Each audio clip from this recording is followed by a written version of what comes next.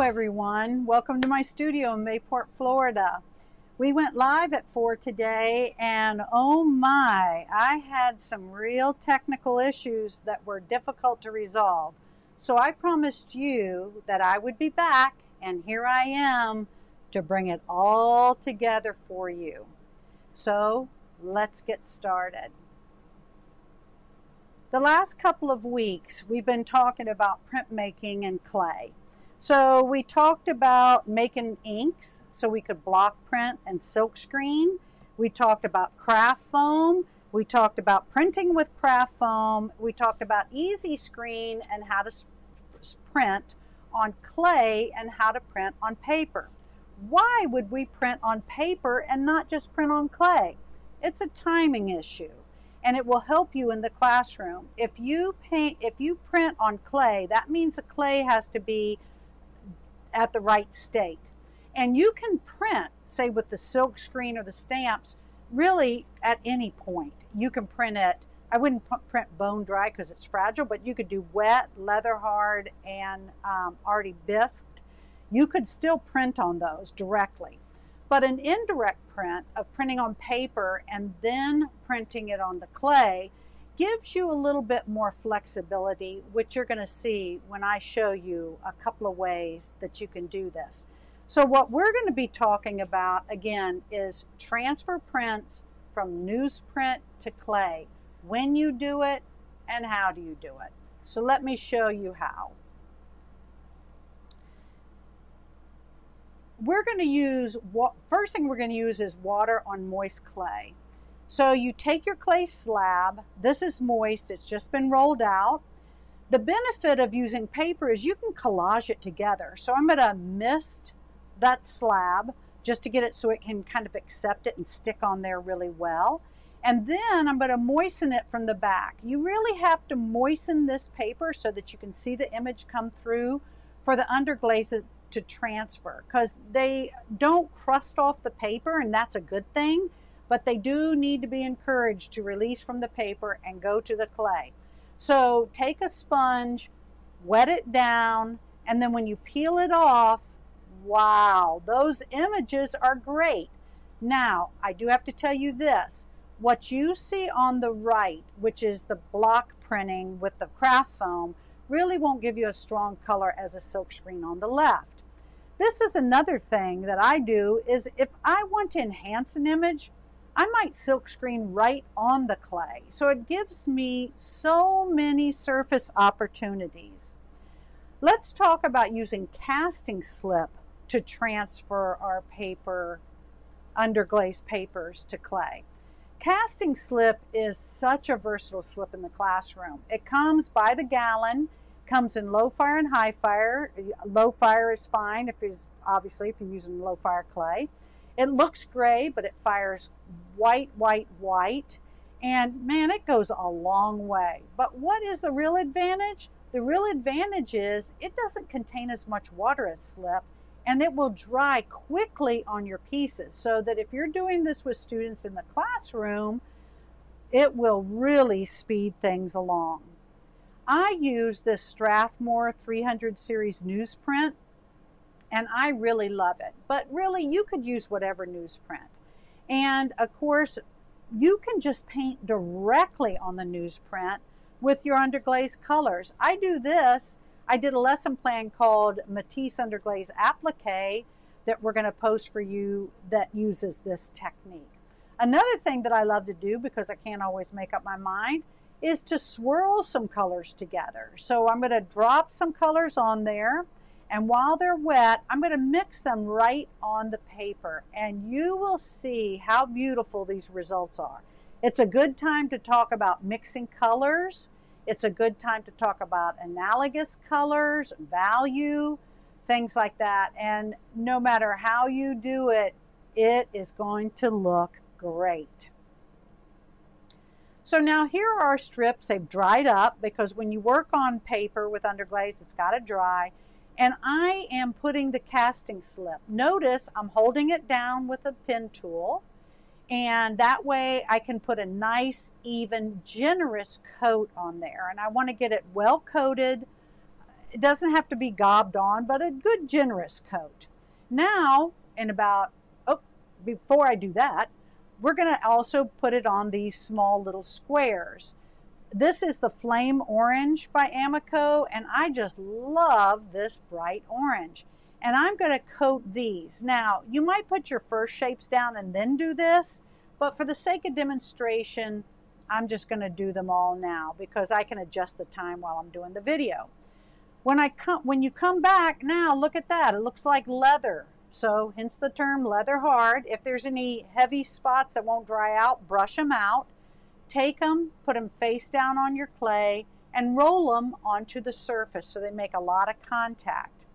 And when you pull them off, wow, I just love that marbleizing.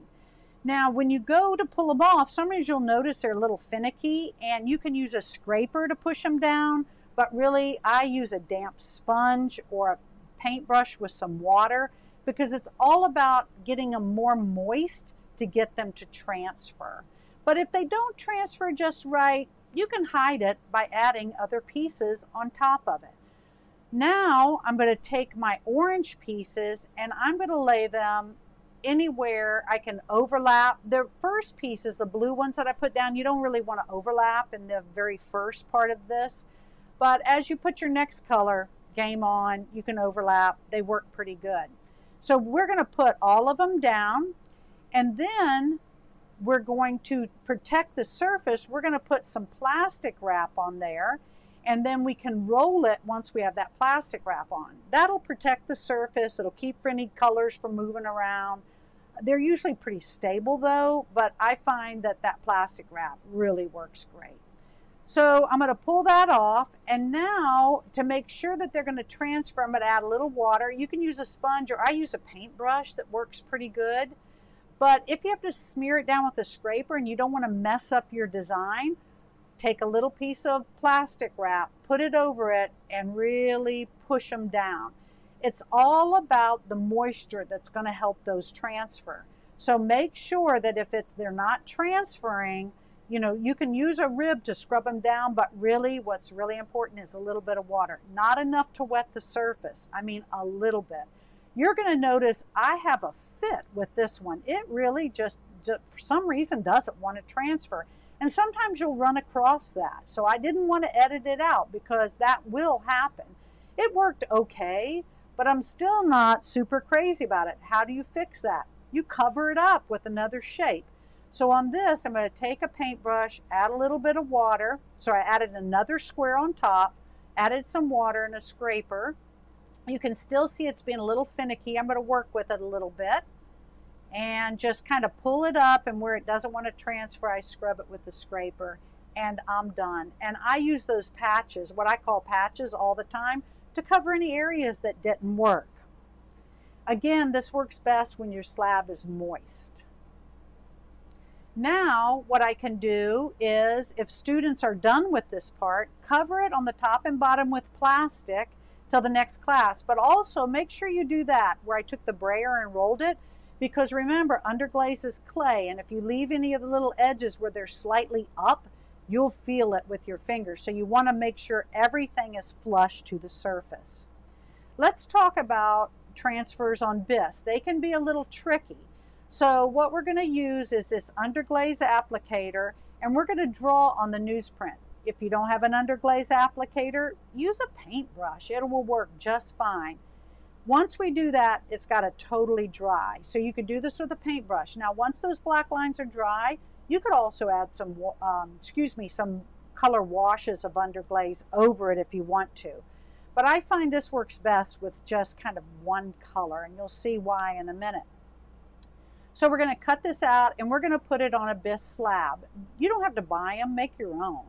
Take it, I'm going to put the whole thing in water. I'm not just going to sponge the back, because man, this bisque wants to really take the moisture out of that paper. I'm going to put it on, damp sponge it.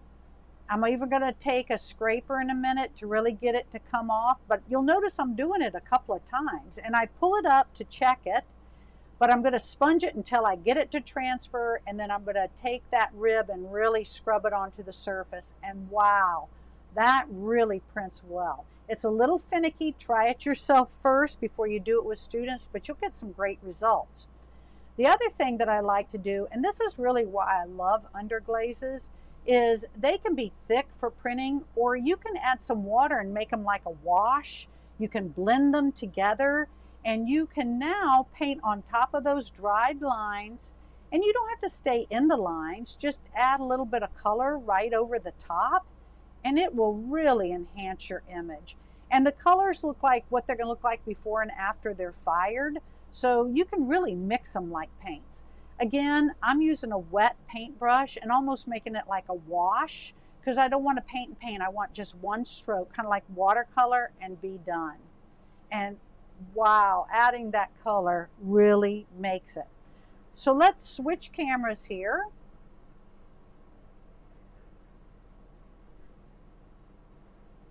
Okay, so let me move some of this out of the way and let's recap.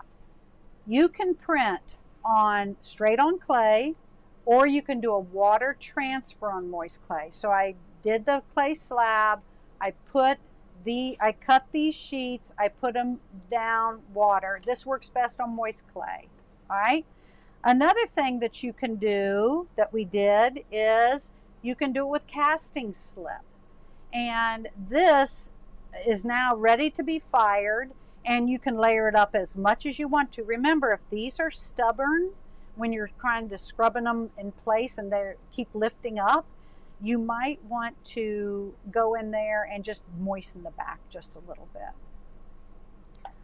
Last but not least, we have these, and this is the one that I did. Notice I didn't try to paint it all in exactly. I think it looks beautiful like watercolor.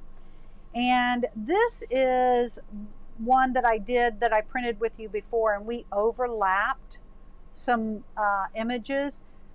It's a little stubborn to transfer. When you go to water transfer this on bisque, these layers and layers and layers of underglaze I did don't like to transfer too much. You have to really wet them and really work with it. It can be stubborn. It does give you a stressed look that I kind of enjoy, but you know, you have to figure out what you want. So this is a great one you may want to try. I would try that yourself before you get started. Okay.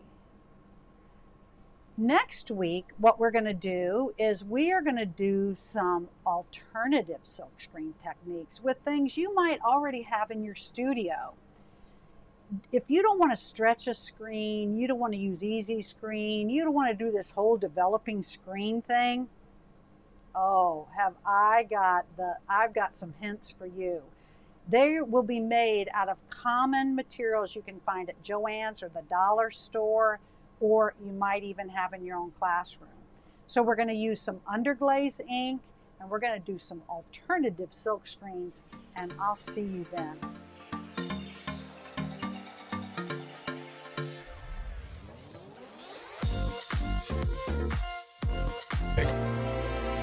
عالم الهوايات، بأسعار الجملة، تشتري خامات مضمونة ومواصفات عالمية.